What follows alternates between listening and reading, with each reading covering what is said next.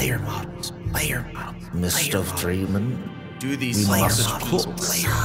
Player models. I don't know about these player models. I'm not playing this. They just don't look all that great. Like, I'm not gonna play the game. Player model. Stop. All right, let's just go over this again. Hi, I'm Meridian.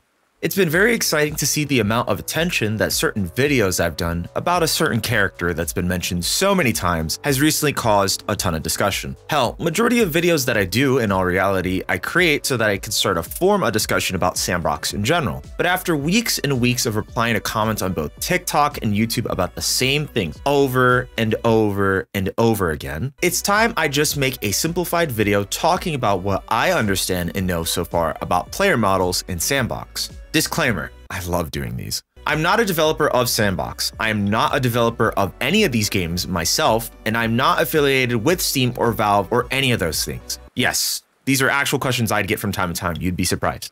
Player models are one of the most important components of any sort of social or multiplayer game. If it would come to Garry's Mod, VRChat, etc., we all know that these avatars or player models are important to our self-expression and also represent what we like and who we are. There are a good amount of people that genuinely like Terry because of how Terry in some ways looks like a pug, or because it's actually creepy and weird as its original creation was intended for, and oddly enough, there's been comments out there that actually mention this. But the amount of people that get upset at the idea of a moddable game that you can change your player models in is kinda silly. If you could do it in Garry's Mod, you could probably do it in S&box. Personally, if you couldn't modify the character and change it completely for the game mode you're working on, then I could see the frustration. But with Terry, for what at least I can see, it's obvious that Garry and Facepunch want this character to be a placeholder type character that people can use for their own games and etc. While I do not know what goes on at Facepunch, it's hard to even say what they have fully planned for marketing and presentation of this game, with Terry included.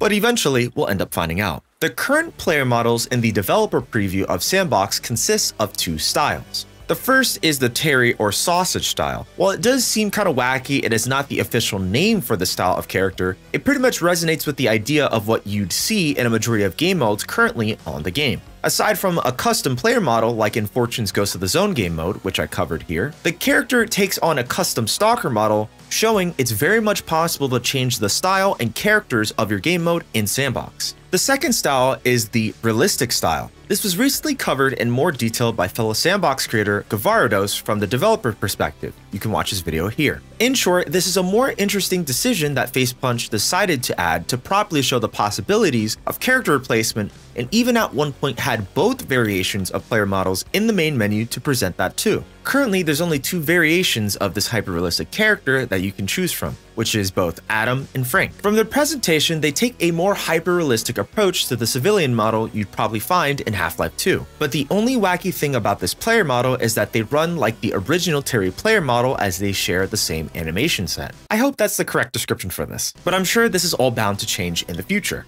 I did forget to mention that there is a game mode currently out on S&box that does have more player models, but it's very early. Someone had the time to create a modified S&box game mode which allows you to have more models to choose from within the game. This person decided to import some of the OG Half-Life 2 models, but the textures seem to be mostly broken at the time of this video. Well, at the end of the day, it is a work in progress, and it's better than nothing, really. Another interesting thing to mention is the amount of people that have been creating other ragdoll models and hopefully possible player models for people to see and use, like the Zenless Zone Zero player model shown here.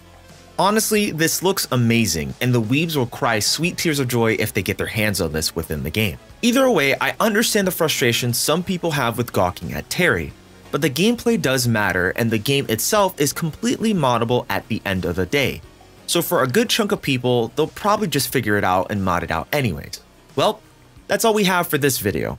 If you happen to stumble across this video and don't know anything about S&box, or you want to see more content about S&box, then this video right here should be the perfect candidate for you. Otherwise, thank you for watching, and I'll see you next time. Oh hey, listen, I have a couple of seconds before the video ends. If you really like what you've seen, check out my channel. And if you have a need for a dopamine rush and have severe ADHD like me, I also have YouTube shorts and other stuff on my channel too. Check it out, alright? Okay, bye!